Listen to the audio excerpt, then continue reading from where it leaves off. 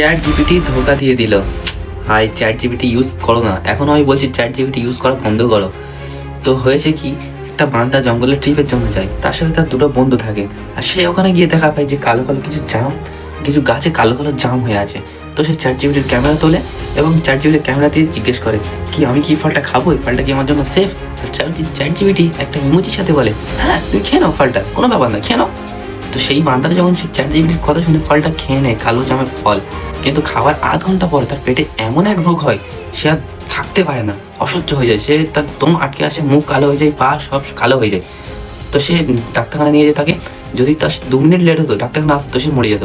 তারপরে সে chat GPT জিজ্ঞেস করে যে তুমি এটা কি বললে, এই ফলটা তো আমার জন্য বিষাক্ত, খাওয়ার ছিল না। তো চ্যাট জিপিটি উফ না না সরি, আমার ভুলে গেছে, আই মিস্টেক ইউ। তো এখনো বলছি চ্যাট জিপিটি একটা এআই, ওটাকে ইউজ করা বন্ধ করো।